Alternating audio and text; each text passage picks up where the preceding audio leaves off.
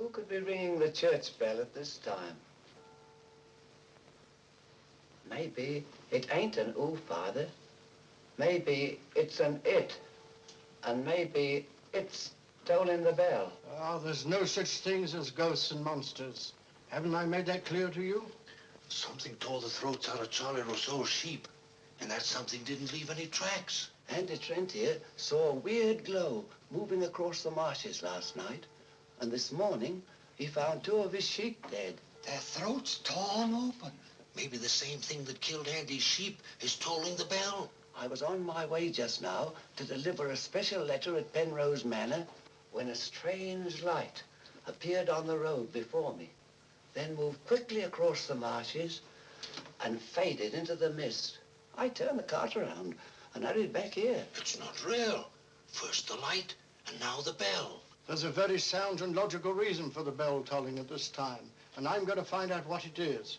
You can drive me to the church pots. The letter can wait. No hurry. Nothing will harm you if you're with a priest. Is that true, Father? Ah, what you need is more faith and less imagination. Come along.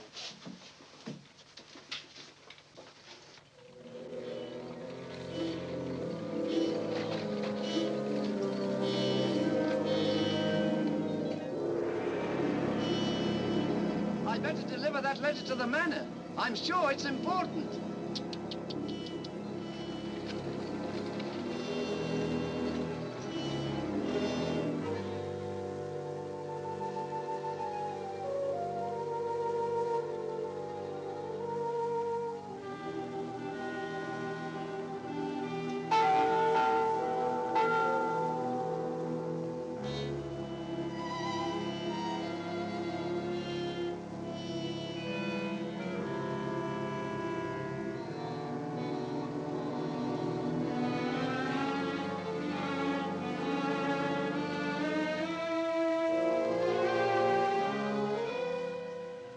Goodness, that bell has stopped. Odd. It's tolling at this time of night. I don't like it. What with this phantom roaming the marshes? I saw it again tonight. Who would that be?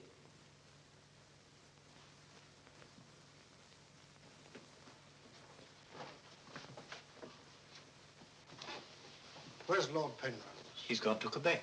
Get him on the phone immediately. What's happened, Father? Lady Penrose, dead, clutching the bell rope, calling for help. It was dreadful. Her ladyship. Call Sergeant Thompson at the police station. Ask him to come to the church immediately. Come with me, Potts. I'll need you. Yes, Father.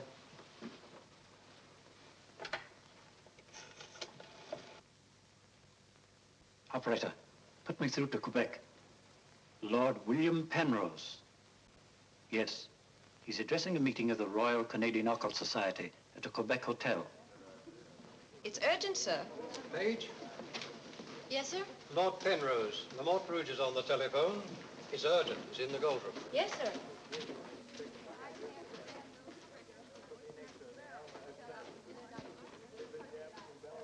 Gentlemen, as you know, the greatest obstacle in proving the authenticity of the occult lies in finding facts.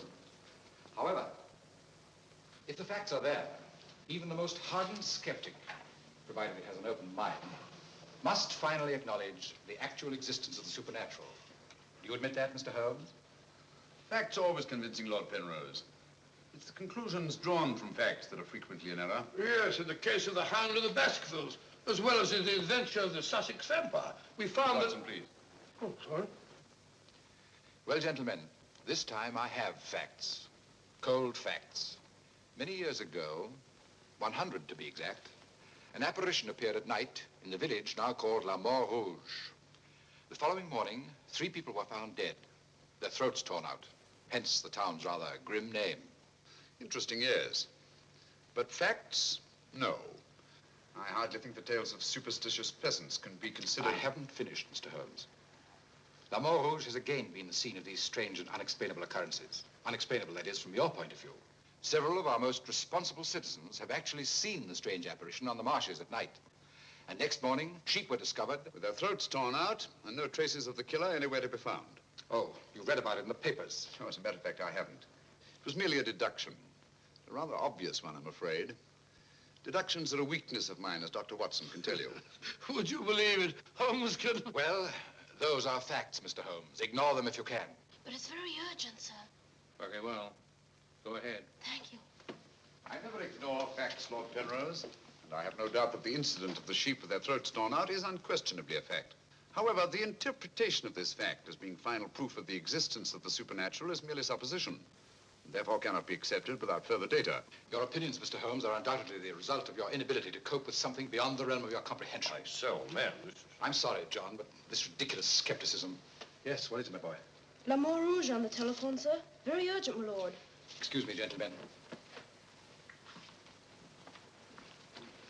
I'm afraid, Lord Penrose... It's quite understandable, Sir John. Lord Penrose is deeply entrenched in his beliefs. That's his privilege. Oh, hang it all, Holmes, the fellow was positively rude. Well, shall we see a little overwrought, Watson?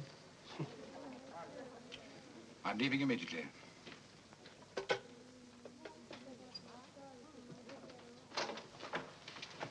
Order my card, Watson. Hurry. Yes, sir.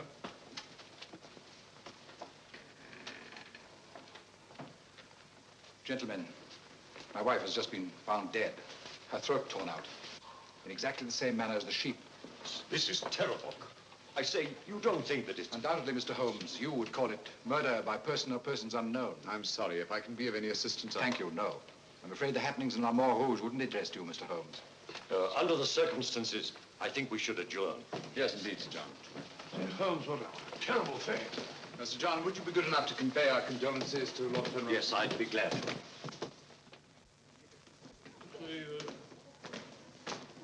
Can't we get something to eat before we leave? We don't often get food like you do here. Don't you ever think of anything else besides your stomach? No, not often. I gotta get a paper. Morning. Good morning, sir. I imagine you'll be glad to get back to London, Mr. Holmes. Yes, indeed. Oh, by the way, there's a letter for you, sir. Thank you. Oh, here's something about Lady Penrose. She was found in the church with her throat horribly cut. Evidently dragged herself from the marshes nearby and tried to summon help with a bell rope. What's it? What is it, Holmes? Listen to this, Watson. Huh? My dear Mr. Holmes, I've every reason to believe my life is in danger. Yet, if you were to ask me how I know, I couldn't give you a logical answer. There is nothing tangible, yet like a terrible premonition. It is all so frightfully real. I heard of your being in Quebec, and I'm turning to you, a stranger, and asking your help in the frantic hope that you'll not fail me. Who's it from? It's signed Lillian Penrose. Lady Penrose? A letter from the dead woman? Well, what's it mean, Holmes? I should say that Lady Penrose lived in fear of her life. Some secret hidden in her past, in all probability. Oh, perhaps it isn't as simple as that. What if Penrose is right? I'm glad we're going back to London. Things like that can't happen in Baker Street. More's the pity, Watson. Huh? Do you know a village by the name of La Rouge? Yes, sir. It's about 12 miles from here, up towards the falls. Thank you. Great Scott, Holmes. You mean you're going to take on the case? Quite. Telephone the airport and cancel our reservations, will you? Certainly, sir. Consider, Watson, the irony, the tragic irony. We've accepted a commission from the victim to find her murderer. For the first time, we've been retained by a corpse.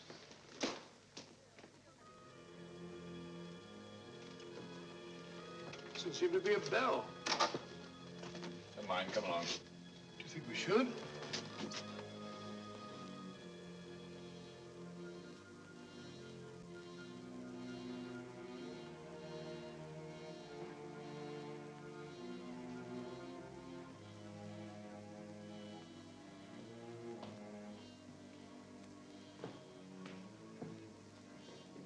What a cold, cheerless-looking room.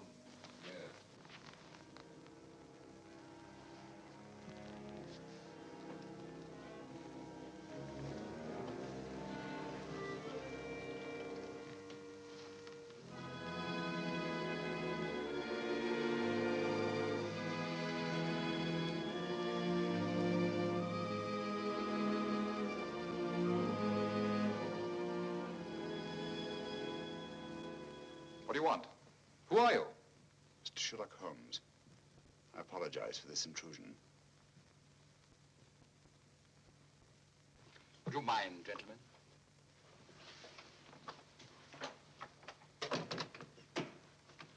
Mr. Holmes, is it your custom to burst into people's houses without ringing the bell? We couldn't find the bell, sir. If you've come here to use the death of my wife to prove your theories, I must ask you to leave. Penrose. I received this letter from Lady Penrose this morning.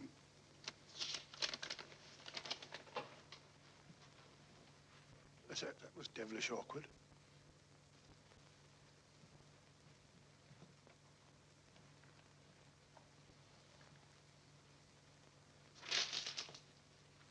I'm afraid you're a little late, Mr. Holmes. My wife's dead. And I've come here to find her murderer. You might have saved yourself the trouble. I'm convinced that the solution of this horrible deed lies in an understanding of psychic phenomena. Although I don't expect you to admit that, Mr. Holmes. I assure you, Penrose, I neither believe nor disbelieve in anything, including psychic phenomena. If I could just see Lady Penrose, it might help dispel much of the mystery that surrounds these happenings in the Rouge. Drake! Why don't you answer the blasted thing? Sergeant Thompson has charge of the case. You'll find him at the police station. And now I must ask you to go and take your assistant with you. You'll excuse me if I don't show you out. Drake! Drake! Drake, where are you? What?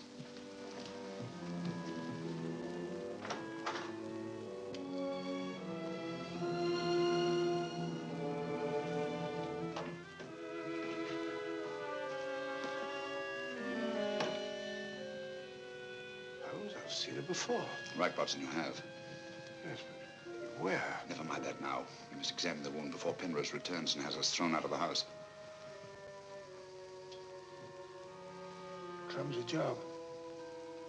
Just missed the jugular vein. It must have bled to death. And it bled for several hours, eh? Possibly more. Long enough for Penrose to leave Le Rouge and reach Quebec in time for the meeting? Holmes, you don't suspect I Penrose? suspect nobody, Watson. I was just asking a question. I beg your pardon, gentlemen. There is another who desired the death of her ladyship. I saw it last night in the fields, moving in and out of the shadows. You're the butler, aren't you? I was the butler. I've given notice.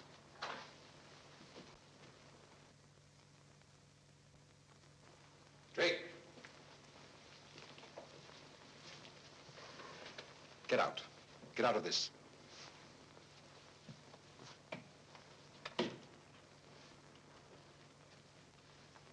I trust you found what you were looking for. Two things have been made clear to me, Penrose. That your wife was murdered and that she's Lillian Gentry. Lillian Gentry? Will you leave, or must I call the police? That will not be necessary. We're on our way to the police station now. The wounds found on Lady Penrose's throat are identical with those found on the throats of the dead sheep. Now, I'm not a superstitious man, Mr. Holmes, but I don't know of any weapon capable of inflicting such wounds, except an animal's claw. Of course, it could be done by a five-pronged garden weeder. Not that garden weeder, Mr. Holmes. That's mine. I use it to weed the garden at the back of the jail. I'm inclined to agree with the Sergeant, Holmes.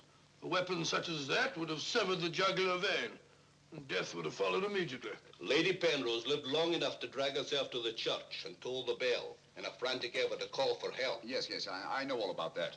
But there must be some logical motive instead of all these goblins and monsters. Sergeant, have you ever heard of Lillian Gentry? No, I can't say that I have, Mr. Holmes. She was a famous actress who came to America some time ago. She appeared for many years in the United States and Canada. Then suddenly she disappeared. Her disappearance was never explained, and she was soon forgotten. But what's the connection between Lillian Gentry's disappearance and the death of Lady Penrose? Lillian Gentry and Lady Penrose are one and the same person. The same person? Precisely. One more question, Sergeant. Do your files show anyone with a prison record living in La Mort Rouge? No, Mr. Holmes. The only person having any connection with a prison is Emile Journet. He came here 2 years ago with his daughter and bought the hotel. He was a guard at Talon Prison. Thank you, Sergeant. I hear there are a lot of prairie chicken in these parts. I'd like to have a bag of them someday. I think that can be arranged, though. Yes, we can stop over to farmyard and you can shoot all the chickens you want. That's all very funny, Holmes. Here you are, old fellow. We're going to engage rooms at Monsieur Journet's hotel. Landlord! I say landlord! Place seems deserted. Won't be for long if you billow like that. Landlord! Oh, sorry, Holmes. Got to try and make summer. Yes, monsieur? My dear, have you got a room for us? Yes, monsieur. Good. Sign here, please. I'll sign for us both. Oh, thank you. You seem very young to be in charge here. Yes, monsieur. You are Mademoiselle Journet?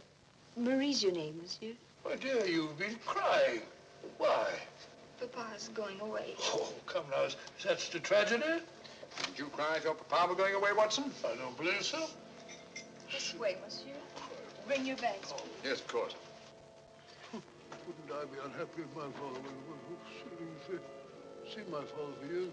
Father died about 20 years ago in Shelton.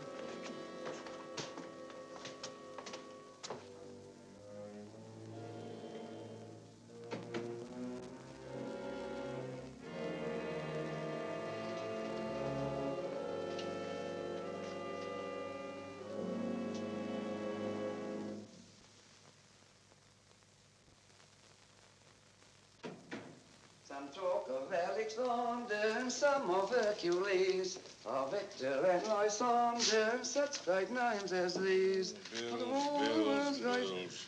That's the way it goes, Emile. It costs money to be born, and it costs money to die. Do you know who that was in the car? It was Sherlock Holmes. He's here now. What do you think he'll find? Ghosts and monsters. What else is there for him to find?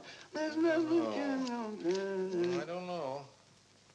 You're afraid, Emile? Of course I am, and so are you. Who isn't? Why should Sherlock Holmes come here? To investigate the death of Lady Penrose. What else? I'm afraid Mr. Holmes will return to London a sadder but a wiser man. Why do you say that? Well, you can't arrest ghosts and monsters, can you now? Well, I'm on my way. The mail must be delivered. Some talk of Hercules, some of Hercules. That's better. This room gives me the creeps. It is very seldom used, monsieur. It isn't often that strangers come to Le Mort Rouge, and when they do, they never stay. I can't say that I blame them. Will your father be away for long? I don't know, monsieur. Where is he leaving? I don't know. Marie! If you need anything, just ring, monsieur. That girl's frightened, Holmes. Obviously. She made the mistake of telling us that her father was leaving. Huh? You don't think that Journet... Suppose we have a little talk to Monsieur Journet. It might prove illuminating. Didn't I tell you not to answer any questions? Yes. Didn't I tell you to keep a silent tongue in your mouth? Yes, Papa. So you told them I was going away? Yes, Papa. That'll teach you to keep your mouth shut. Monsieur Journet, just why are you leaving La Mort Rouge at this particular time? I'm not leaving. What gave you the idea that I was? Your daughter? My daughter's mistaken. I merely said that I would like to go away. I've just been teaching her the difference. Yes, so I observed. I can't say that I approve of your method, sir. I'll ask you to mind your own business. Run along, dear. Oh, there, my dear. Disgraceful, hitting a child. Monsieur Journet is quite right. It's none of our business. Monsieur Journet, what do you know of the death of Lady Penrose? Only what everyone in the village knows, that she was killed by the monster. You've seen this monster? No, but who else could have done this terrible thing? Sheep have been killed, their throats torn out. You were a jailer at Talon Prison, weren't you? Oh, yes, monsieur. Why did you decide to come to La Mort Rouge? Well, I always wanted to own a hotel, and I heard this one was for sale, so I bought it. That was 2 years ago. Yes. I believe it was about the time the monster made his reappearance, wasn't it? Do you suspect me of being the monster, Mr. Holmes? No. I was just remarking a coincidence. I thought you didn't believe in those things, Holmes. Quite right, Watson, I don't. At least, not in the supernatural variety. Not the werewolf who bites into his victim's throat with his teeth. But, a monster who uses for his weapon of death a 5-pronged garden weeder. Yes, that's a little more in my line. I don't know what you mean. I mean that this monster's been recreated and used as a screen behind which to commit a horrible crime. Whoever did it felt certain that no suspicion could possibly fall on him. But my unexpected arrival upset his plans. Very possibly he became frightened, decided to run away. You're right, monsieur. I was running away. But not for the reason you think, but in fear of my life. And who would want to kill you? I don't know. It's like some terrible premonition. But it's so real. The very word that's in Lady Penrose's letter. Yes. That still doesn't explain this garden weeder. I swear to you, I know nothing about its being here. Haven't we better send for that fellow, Sergeant Thompson? No, Watson, that won't be necessary. Monsieur Journet knows as well as we do that you can't run away from yourself. Oh, would you be so good as to return this to Sergeant Thompson, monsieur? I took it away quite by accident.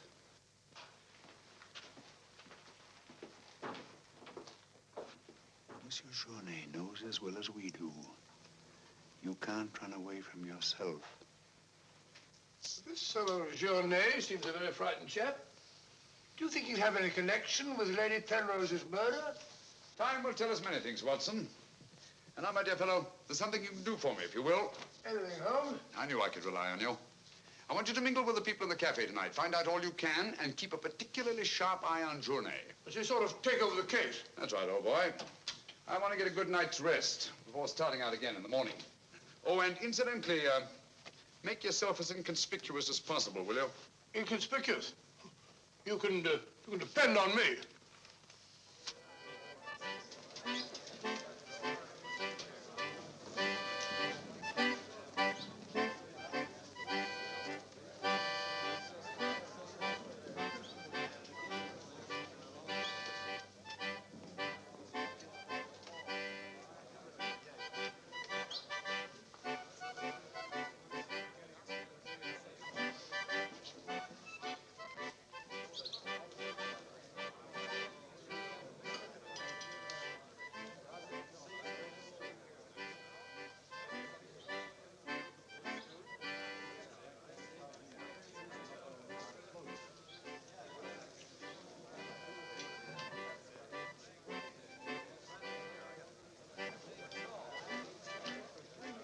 Thank you, my dear.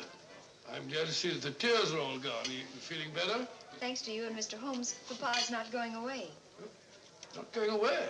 Oh, good.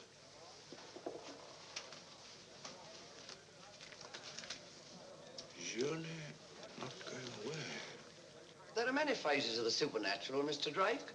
Witchcraft, vampires, werewolves, ghosts, monsters. You'll find them all in the history of crime. So I say to myself, Potts, this is the handiwork of the supernatural. I gather that your name is Potts, that you're interested in the detection of crime. Allow me to introduce myself. My name's Watson, Dr. Watson of 221B Baker Street, London, England. How do you do, sir? Here's to crime. Bigger and better crime. I deduce, my good man, that you're somewhat drunk. Yeah. Sharp he is, sharp as a tack, and just as flat-headed. You might also deduce that I'm leaving this place. Getting out. As soon as the bus I'm waiting for hoots its hooter. I believe they say honks its hooter in these parts. Hoots to me, honk to you. Hoot, hoot. My dear fellow, I don't care two hoots whether it's hoot or honk. Oh, that's my bus, gentlemen. I just heard it hoot its hooter distinctly. If you solve this case, let me know. Personally, I'm betting on the monster. You take my advice, Patsy. Get out of this place before they find you with your throat cut.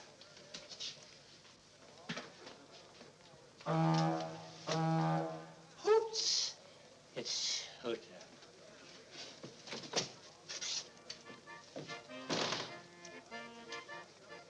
Nervous? Well, the thought of having your throat torn out by some monster isn't likely to make you very gay, Dr. Watson. No, indeed. Some of Monsieur Journet's excellent wine will soon remedy that. Marie, would you bring a bottle of this excellent wine for my friend here? Yes, monsieur. Mr. Potts, as a student of the occult, supposing you give me your theory of this murder. You like this wine? Oh, but Dr. Watson, I never drink anything stronger than milk. Teetotaler? No, hiccups. Every time I drink alcohol, I have hiccups. Sorry.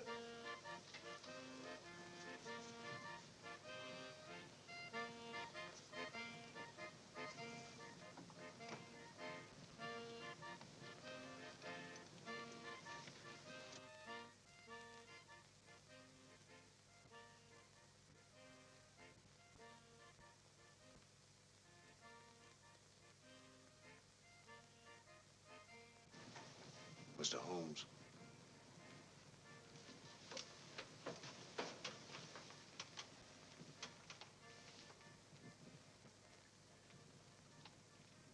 Mr. Holmes.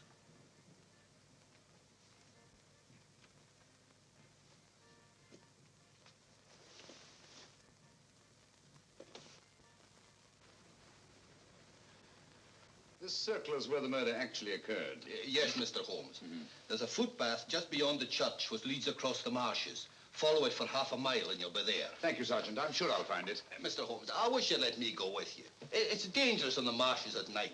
These swamps, one false step... I'm sorry, Sergeant, but it's important that I go alone. I'll keep close to the path. Well, will Dr. Watson be going with you? No, Sergeant.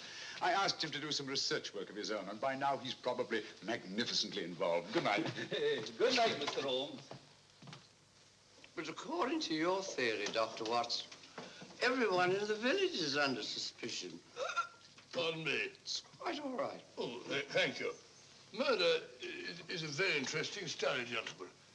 I well recall a short story by that brilliant author, G.K. Chesterton, in which the murder is committed by a postman. I refer, of course, to the Invisible Man, a brilliant bit of deduction on the part of Father Brown.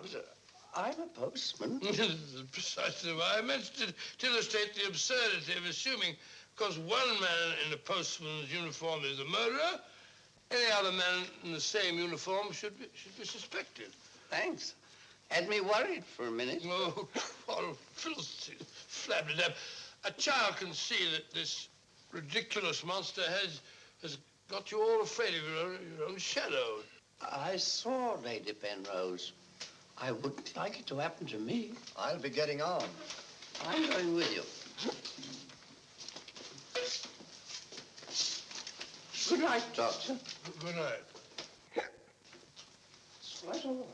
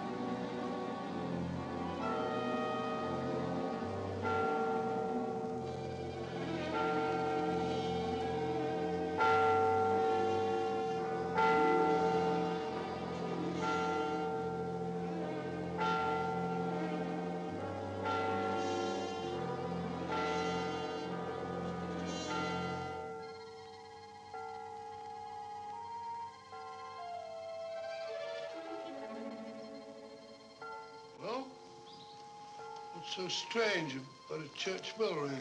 It rang the same time last night.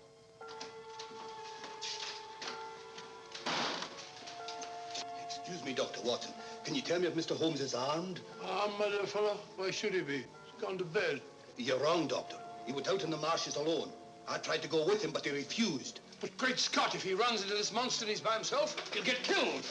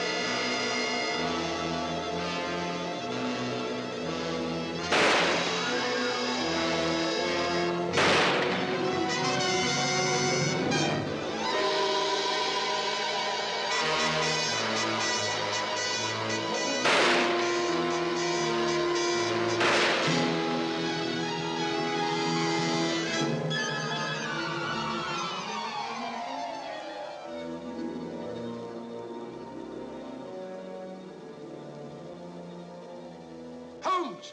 Holmes! Are you all right? Where are you, Watson? Here I am. Over here, Holmes. Watson, where are you? I'm in the bog. Oh, good gracious. Come here. Your instructions were to mingle with the people and stay in the cafe. Sergeant Thompson said you were out here alone, so I thought you might need help. Yes, so you proceeded to fall in the bog, eh? Fall? I was pushed into the blasted thing. Pushed by the most ghastly apparition. Came at me like a roaring furnace, with spitting fire in all directions. Before I could get my revolver, the thing was upon me. The next thing I knew, I was in the bog. Are you all right, Mr. Holmes? I heard shots. Yes, I'm all right, but Dr. Watson here seems to have encountered the monster. He has? Come along, old fella. We'd better get you out of these wet clothes and into a hot tub before you catch a death of cold.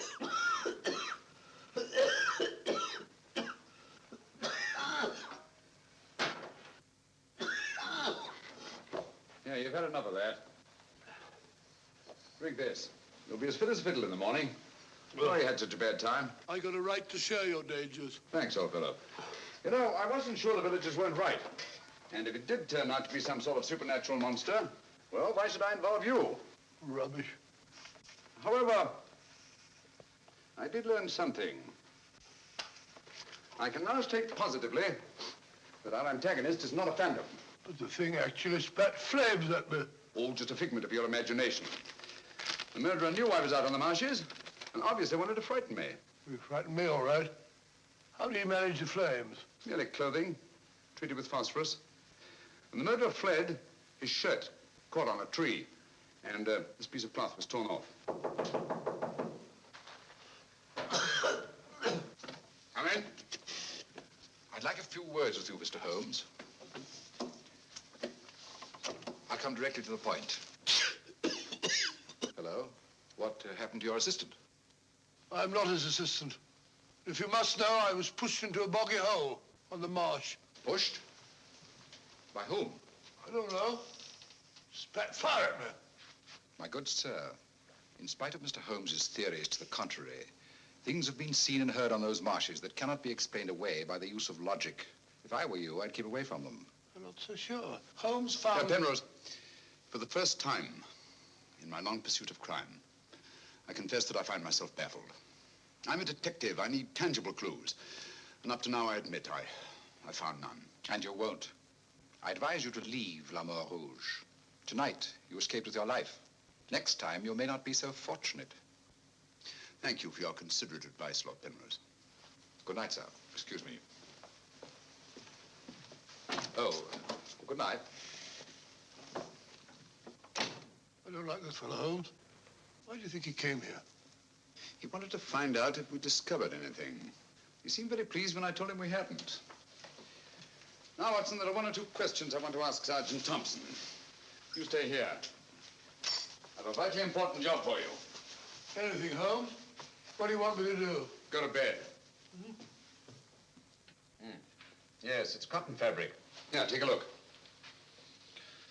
That discoloration, the purple ink must have been spilt on it. Possibly. I should say this cloth was red with blue lines. Probably large checks. Yes, it seems to have been laundered a good many times. The blue lines are almost completely erased. Yes, you can scarcely see them. It's good fabric, well woven, with a solid base. Hello, Bill. Hello, Sergeant. Your phone call must have been important. You bring me over this time of the night. It was. This is Mr. Sherlock Holmes. He wants to ask you a few questions. This is Mr. Taylor, the storekeeper, Mr. Holmes. Oh, good evening, Mr. Taylor. Good evening, sir. Have you any shirts of this design? The squares are red and the lines blue. Yes, I have. Can you remember to whom you sold them? I can. I keep them in stock specially for Judge Brisson. He won't have anything else. Judge Brisson, who's he? A retired magistrate. He's a cripple, lives alone with his housekeeper. Have you sold any of these shirts to anyone else? No, sir. They're too expensive for the village and the boatmen. This is the finest material. Imported. You say Judge Brisson's a cripple? Yes, he was a magistrate in Quebec. Had a stroke about 2 years ago.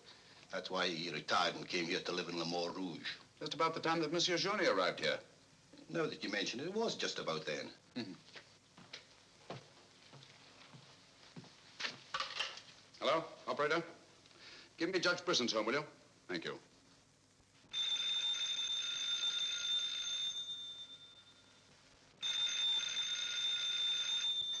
Nora. There's a ring. Haven't I told you not to answer the phone at night? Yes, sir. Well, then obey my orders. Yes, sir.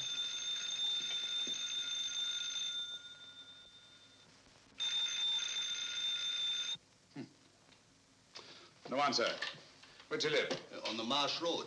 But I don't advise you to go there after dark, Mr. Holmes. The place is a fortress and guarded by a savage dog. I think Dr. Watson and I will have to pay Judge Brisson a visit in the morning. Good night, gentlemen. Good night, Mr. Holmes.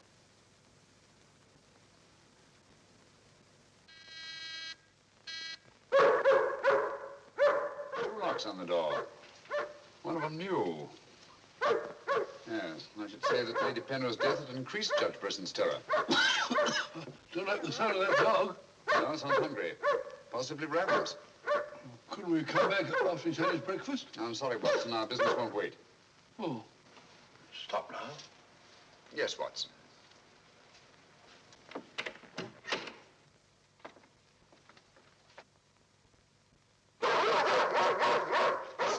Good Fido. Good Fido. Good Monty. Good Winnie. Who is it? Sherlock Holmes and Dr. Watson. I telephoned Judge Brisson we were coming. You can't come in. He's given orders no one is to be admitted. You wouldn't want Judge Brisson's death on your hands, would you? No, sir. Then you'd better let us in. I'll probably lose my job for this. Not after we've talked to Judge Brisson. My good woman, you keep an eye on that dog. Oh, don't worry, Watson. You know as well as I do. The dog won't touch you if you're with its master or mistress. Well, you know it and I know it. You're quite sure the dog knows it. Good dog. Happy dog. Nice, Winnie. Good. Good, Winnie.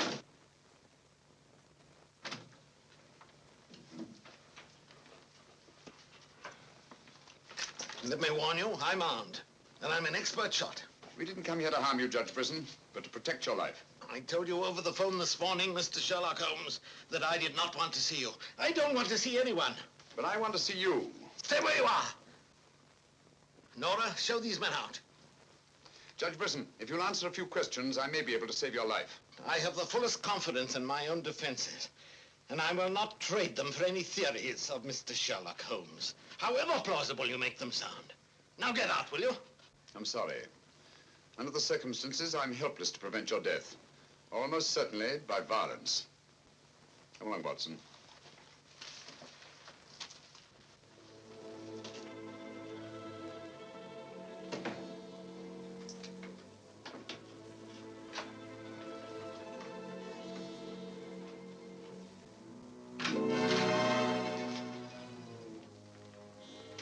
Pardon me. May I trouble you with that envelope?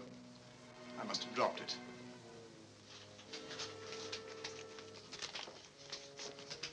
Thank you. You're a very clever man, Mr. Holmes. A crude device, Judge Brisson, but it's confirmed my suspicions that you're not the cripple you pretend to be. I'm sorry. But I'm frightened of everything and everybody. Why don't you sit down? You want to get shot, Holmes? Come in, Watson, and close the door. Sit down, old fellow. Judge Brisson has decided not to shoot us. Oh, very kind of him. Gentlemen, this fear is driving me mad. It's quite understandable. The whole village seems to be consumed with fear. But in your case, judging from your vicious dog, those barred windows, and that hunting rifle, it's not fear of the supernatural. Just what are you afraid of? Well, truthfully, Mr. Holmes, I don't know. And yet I feel its very presence. At times, I feel I can almost reach out and touch it. When I first came to La Mort Rouge, I had a slight attack. It affected my legs, but, well, I've recovered. And you've continued the deception, using the wheelchair as an excuse for not going about the village. Well, you see, people would be more inclined to accept my hermit-like existence. Yes, naturally. Tell me, Judge Brisson, had you ever heard of Monsieur Journet before you arrived at La Mort Rouge? No, I hadn't. How many of these shirts has your housekeeper purchased for you? Oh, 4 or 5. I'm not positive. You still have them? Well, 1 or 2 became badly worn, and I told my housekeeper to give them to a man who was doing some work for me at that time. Can you describe him? No, I'm afraid I can't. That was about a year ago, you see, and, well, I didn't pay much attention to him. He worked in the garden. Could your housekeeper remember him? No, that was a different housekeeper then. She went to the United States. Try to remember, Judge Brisson. Your life may depend on it. I do remember one thing. He had a very slight limp. I used to watch him from that window as he walked across the lawn. Splendid. Continue your vigilance, Judge, and under no circumstances allow anyone to enter the house, even someone you may know well. What's that mean, Holmes? It may mean nothing, Watson, and it may mean everything. I'm quite sure that Sergeant Thompson will have observed a man with a limp in a village the size of La Mort Rouge. Good day, Judge, and thank you. Good day, sir. I'm sure Sergeant Thompson will have observed a man with a limp in a village the size of La Mort Rouge.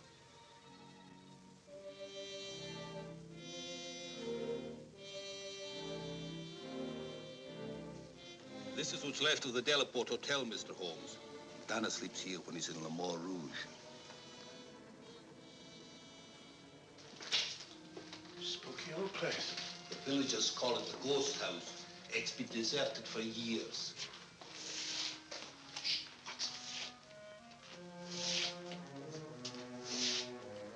He walks with a limp. A left foot, I think.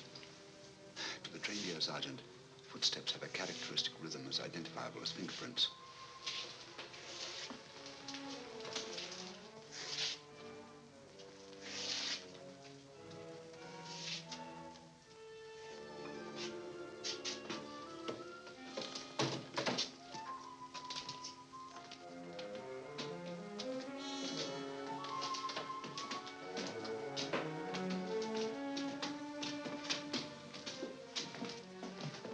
What do you want?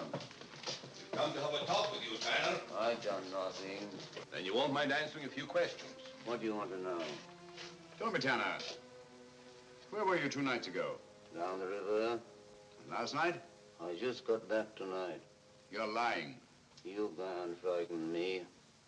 But now I got a job to do. Quite evident that you haven't been on the river within the last 48 hours. Are you trying to make me out the murderer of Lady Penrose? How do you know she was murdered? I'll tell you how you know she was murdered. Because you murdered her. Holmes, look! In there! The monster! That's right, Watson. One of Brisson's shirts, which Tanner here treated with phosphorus. Take him, Sergeant. I'll give you all the evidence later. Look out!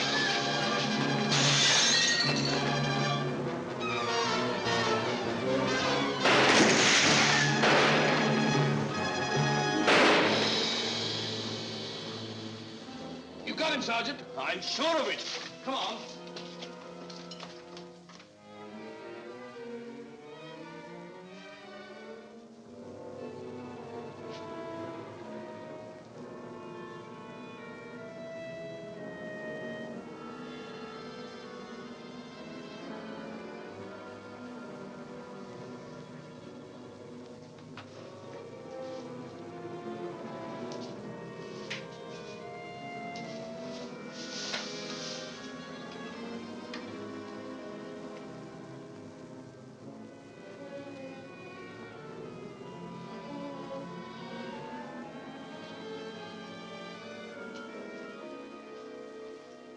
I see no reason why we shouldn't leave for home tomorrow. So much for tomorrow. But for tonight, what do you make of this, Watson? I found it in Tanner's room. Just a photograph? That's right, old boy, just a photograph. You notice anything else about it? Part of it's missing. Bravo, Watson. Now, if we can find the missing half, notice the discoloration of the torn edge, faded signature. The upper half was torn off sometime within the last year, I should say. Why all this fuss about an old photograph? Watson, have you ever stopped to think that the science of detection is very much like stringing a handful of beads? I can't say I have. Well, it is. And in this particular case, you might say that I have 5 beads. Journée, Brisson, Tanner, Lord and Lady Penrose. So far, I haven't had any thread to string them together. This, gentlemen, is our thread. And I think I shall start with Lady Penrose. But Lady Penrose is dead. The dead can tell us many things, Sergeant. You and Dr. Watson remain here at the hotel. I'll meet you later. I'm sure you got Tanner, Sergeant. But Mr. Holmes is never satisfied with a dead criminal. He has to sit in on the post-mortem. Come along. Let's go downstairs and celebrate the death of the monster. That's a good idea, Doctor.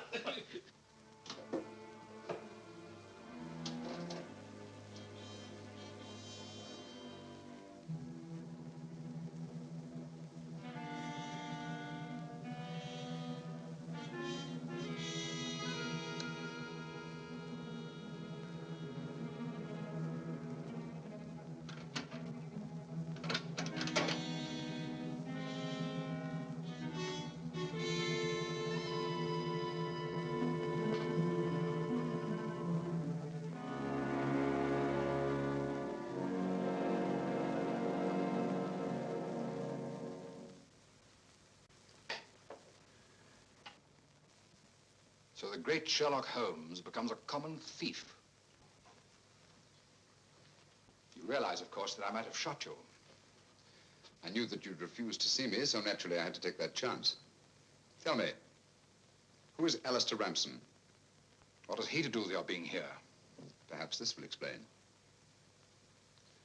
Found the lower half in a room occupied by a boatman named Tanner. The upper half was in Lady Penrose's safety box. Alistair Ramson murdered a fellow actor in my wife's company. He was sentenced to life imprisonment. The whole thing was a great shock to her. So she retired from the stage and you married her shortly after? Yes. Where and when was this murder committed? In Quebec, 5 years ago. Ramson was shot 3 years later trying to escape from Talon prison. His body disappeared in the St. Lawrence. Was it ever recovered? I don't believe so. Penrose, Alistair Ramson and Tanner are one and the same person. What? It was he who sent the upper half of that photograph to your wife as a warning. What could my wife have in common with a murderer? Yet he killed her. He killed her? Yes. The monster was none other than Tanner himself. We found a shirt impregnated with phosphorus in his room. Tonight, when we faced him with the evidence of his crime, he bolted and jumped out of the window into the river. Sergeant Thompson fired a couple of shots at him. He's dead? In a way, yes. I don't understand. Tanner is dead only because he was discovered, and have therefore outlived his usefulness to his creator. But I'm afraid that Alistair Ramson, the actor, who created and played the part of Tanner, is very much alive. But surely, now that you know who the murderer is, the police... It's not quite as simple as that. During the time he's lived here, Ramson has undoubtedly established another character for himself, perhaps several others, who are by now familiar to the people of the town of Le Mans Rouge and quite above suspicion. He could be almost anyone in the village. He may even have been your butler, Drake. This is fantastic. Yes. Yet Lady Penrose's death is only the beginning. There's no saying where this madman will strike next.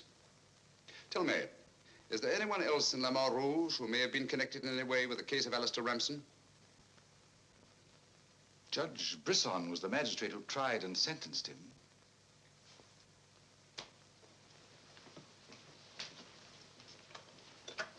Operator? Operator, give me Judge Brisson's home. It's urgent.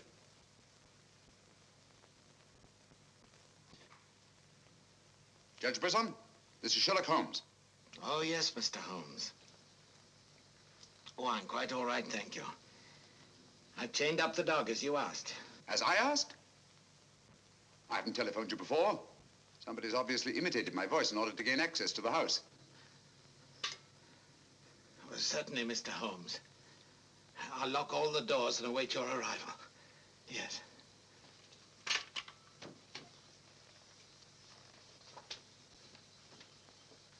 Nora! Nora! If I can be of any assistance, Mr. Holmes... Thank you, but I'm afraid... You think Judge Brisson's life's in danger? I only hope I'm in time to prevent a second murder.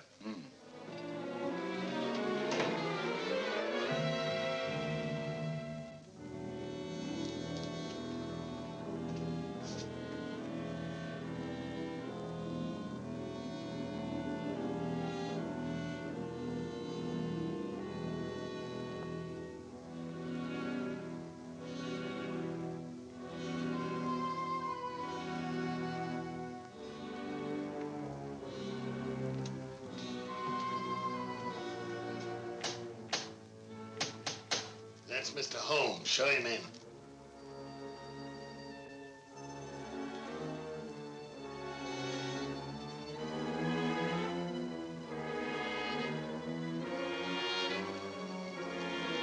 Hurry up, hurry up.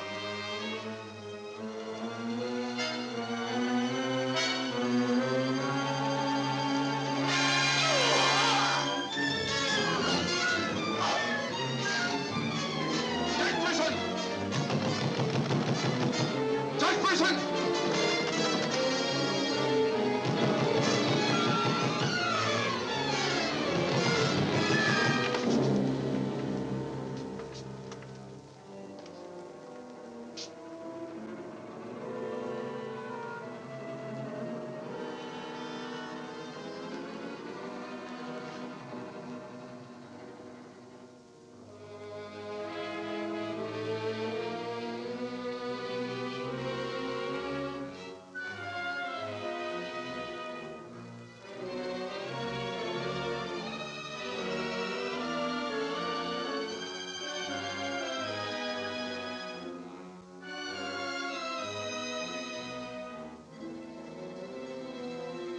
Nora!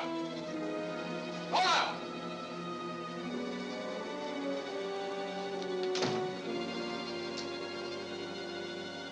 Nora! Nora!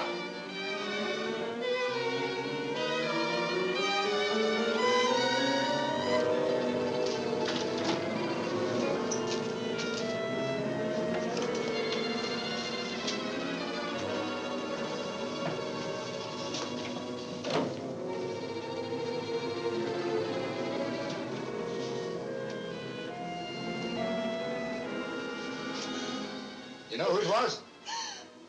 I don't know. I don't know.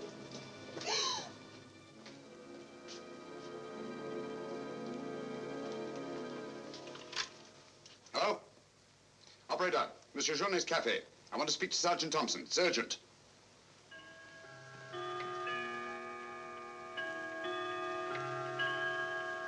Sergeant Thompson, this is Sherlock Holmes. I'm at Judge Brisson's. He's been murdered. Judge Brisson's been murdered. Judge Brisson? The murderer gained access to the house, gagged and bound the housekeeper, then disguised as Nora, murdered Judge Brisson. I'm returning to the old Delaporte Hotel on the chance that he'll go there to change his clothes and assume another disguise. Ask Dr. Watson to meet me there as quickly as he can, will you? You'd better come here at once and take charge. Right.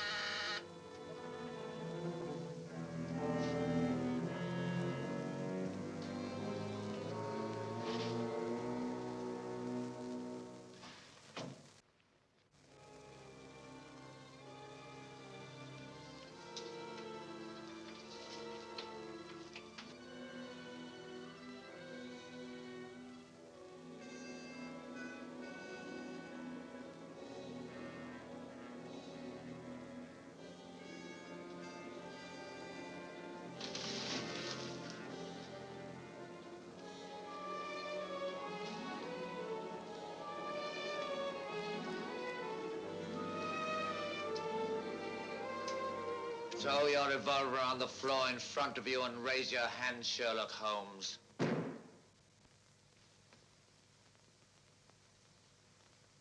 I should have thought you would have felt more at home in the spotlight.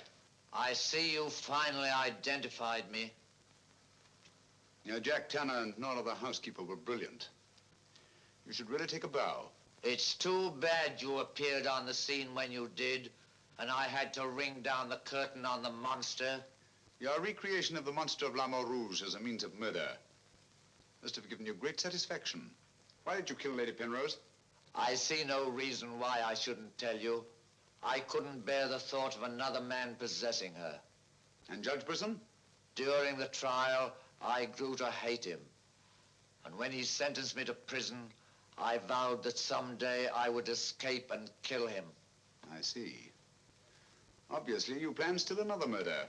Otherwise, you'd have returned to the safety of your first disguise and defied me to find you. You're right. I am. There were 3 people in my life who had no right to live. 2 have already died. The 3rd remains. Tonight, I shall kill him. Mr. Holmes, I've always had the greatest admiration for your talents. Thank you. Your performance in this case has also been brilliant. So brilliant that I'm afraid I'm going to have to ring down the curtain on it a bit prematurely. Mr. Ramson, we are artists in our fashion, not creatures skulking in alleys. If our positions were reversed, I shouldn't think of sending you to your death. Lacking a few stray pieces of the puzzle? What do you want to know? The name of the 3rd person. I have no objection. If there is a hereafter, which I doubt, you and he will meet very soon, Mr. Holmes.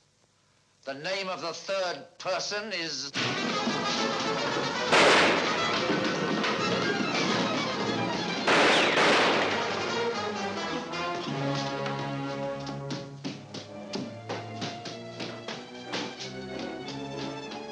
Coming, Holmes! Look out, Watson!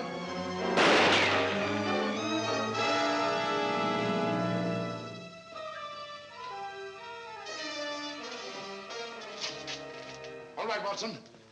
Where is he, Holmes? He's gone. Thank heavens you're safe. Thank heaven you came and you did. There it is, Watson. Look out.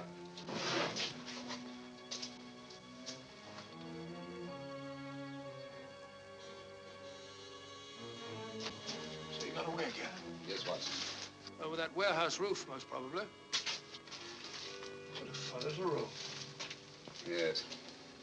This is obviously the secret room where his disguises were created. Looks like an actor's dressing room. He is an actor, Watson. One of the finest acting talents of our time. Look at this. Nora, the housekeeper. His name's Alistair Ramson. Alistair Ransom? Never heard of him. No, that's not important. The important thing is that he murdered Lady Penrose and Judge Brisson. Great Scott, he did it. Yes, Watson. This Ramson is a paranoiac. His orgy of crime is not complete. There's still another. I was just about to learn his name when you so conveniently fell down the stairs. Oh, sorry, old chap. You can be, old boy. You saved my life. Look at this, Watson. Tanner. Tanner? Where do you think he'll strike next? Obviously, Journet is to be his 3rd victim. Journet? Yes, Watson. As in the cases of Lady Penrose and Judge Brisson, Journet also felt his presence. But in each case, it was vague and unexplainable. Well, what connection can he have with Judge Brisson or Lady Penrose? Journet was a guard at Talon Prison, where Alistair Ramson was confined. He's the 3rd person against whom the murderer holds a grievance. Now he's disappeared. Journet disappeared? Oh, so Marie told us in the cafe? Watson, Journet's disappearance can mean only one thing. He's in hiding. Our job is to find him before Ransom does. Journet is the only man who can lead us to the murderer. We'd better have a talk with little Marie. Raise your voice and sing along, sing till the echo ring. Don't ever let a single soul worry about anything. Find what you make it so you can make it what you will. Never be weary, ever be cheery. Hello, Potts. Have you seen Marie? No. Have you seen her? Can't say I have.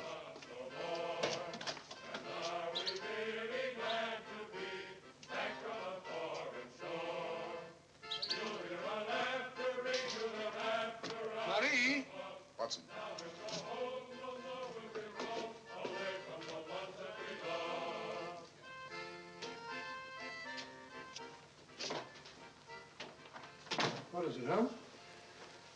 I'm afraid we're too late. Marie.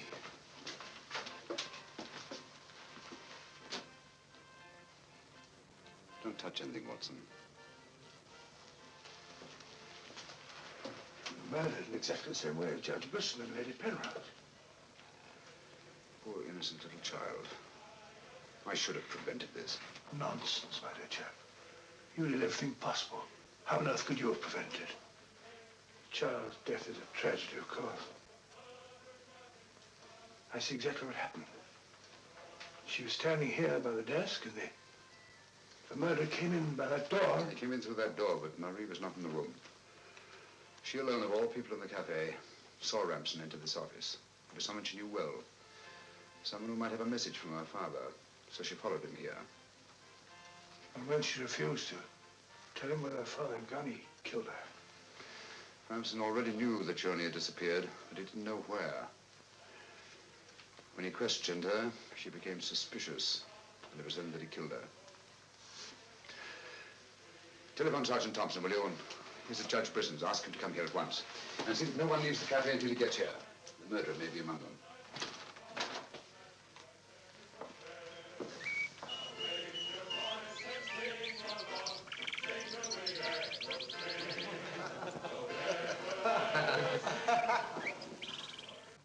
What could happen to Holmes? He's been away all day. It's very unfair of him keeping me in suspense like this.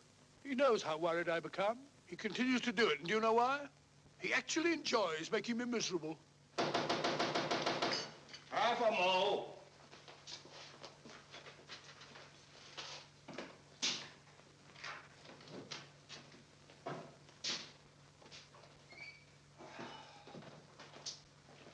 No good, Watson. It won't work. What won't work? I've been to every place where Joni could possibly be in hiding. That's where you've been all day. Yes, Watson, and I must admit that I'm completely baffled. We've got to find Joni before it's too late. But how? I've been everywhere within a radius of 5 miles of this village. I've even been to the church in the hope that he'd disguise himself and attend mass. He may have gone to Quebec. Every road's covered. He hasn't left this vicinity, of that I'm certain. All right, I'll answer it. Hello? Hello?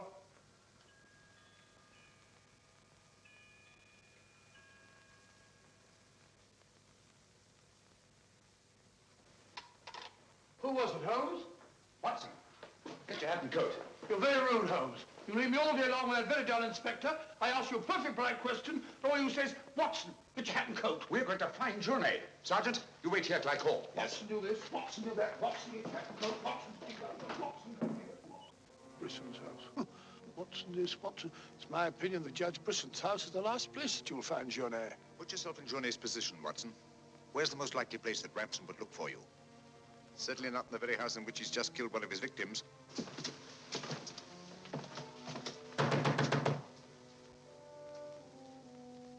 Joni!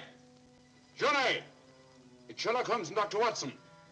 We are here to help you. I don't like the look of it, Holmes.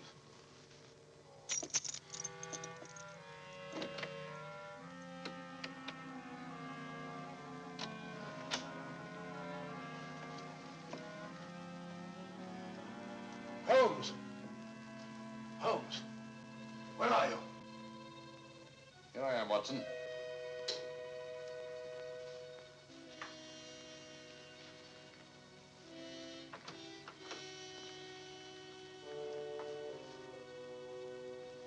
Joni!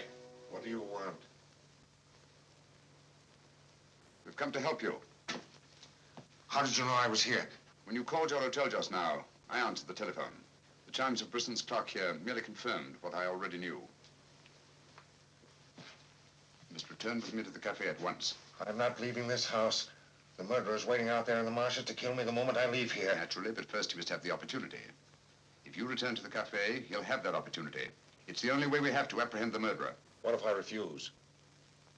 Joni, what I have to say to you is not going to be easy. Marie... What? Murdered. Now you know why you must return. This fiend must be brought to justice. Justice? This monster kills my poor innocent child, and you talk of bringing him to justice. Will that compensate me for the death of Marie? If it's the last thing I do, I'll kill him with my own hands. You can't take the law into your own hands. Once you've returned to the hotel, he'll make an attempt on your life. Then we'll get him. How will we know who he is? We already know. It's his disguise that we haven't penetrated. Who is he? Alistair Ramson. Recognize the name? He attempted to escape from Talon prison when I was a guard there. Journey, if you don't want to remain in hiding for the rest of your life, you must return to the hotel and help me to put an end to this monster for all time. Come. Let's go. Good. Put an end to him. How are you going to do that, Holmes? I'll tell you both about it on the way to the hotel. So you're really leaving, Doctor? Yes, Sergeant. Gentlemen, Mr. Sherlock Holmes and I are leaving immediately for London. It's extremely regrettable that the murderer has escaped us, but all our cases cannot be crowned with success. I'm extremely sorry, gentlemen. Have you no idea where this fiend has gone? Mr. Holmes is of the opinion that he's escaped across the border to the United States. It may be years before we can trace him, if ever. Oh, Jenny, just a minute. Our bill, please. Bill? Yes, Mr. Sherlock Holmes and I are leaving immediately. Oh, I'm sorry, Dr. Watson. I'm just on my way to the church to offer a prayer for Marie. I'll forward your bill to you. Yes, of course, my dear fellow. I understand. We'll leave our address at the desk. Goodbye, Mr. Potts. It's been a great pleasure knowing a man of your intelligence. Thank you, Dr. Watson. It has been most stimulating talking to one of your vast experience. Oh, thank you. Let's hope that we shall meet again someday and continue our little chats on crime. It would be most exciting. Oh, by the way, Mr. Holmes would like to see you for a minute in his room. Yes. I'll show you where it is. It's the second room on the right up there. Thanks. Emile, it's me, Pat. Do you mind if I walk part of the way with you? It's a bit frightening out here. It's these marshes. This is almost the very spot where Lady Penrose was attacked. 3 deaths in 3 days. It's a pity Marie had to be killed. She was such a sweet child. 3 deaths in 3 days. And still one more to be accounted for. You were frightened, Emile. It's strange to see you showing fear. The man I hated at Talon prison. Ramson!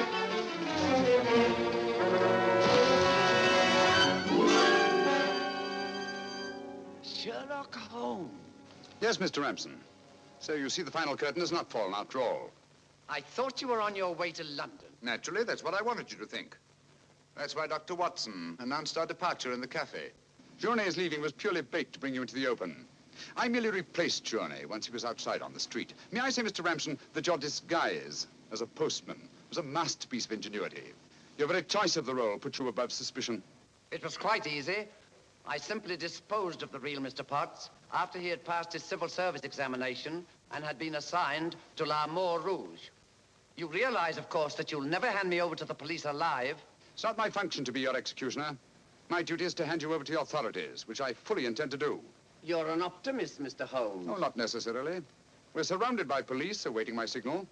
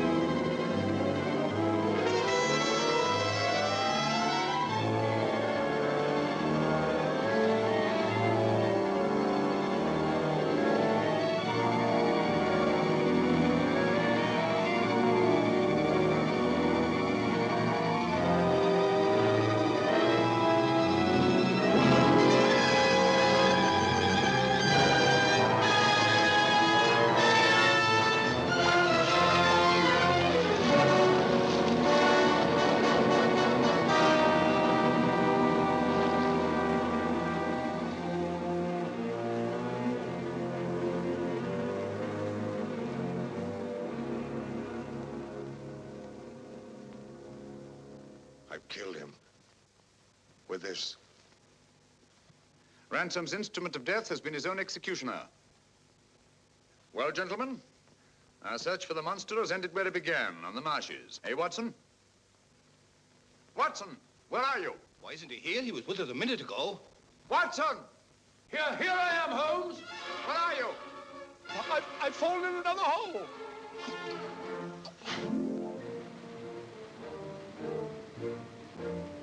I should like to have seen a bit more of Canada before we sailed, Holmes. So should I, Watson. Canada. The linchpin of the English-speaking world, whose relations of friendly intimacy with the United States on the one hand, and their unswerving fidelity to the British Commonwealth and the motherland on the other. Canada. The link that joins together these great branches of the human family. Churchill say that? Yes, Watson, Churchill.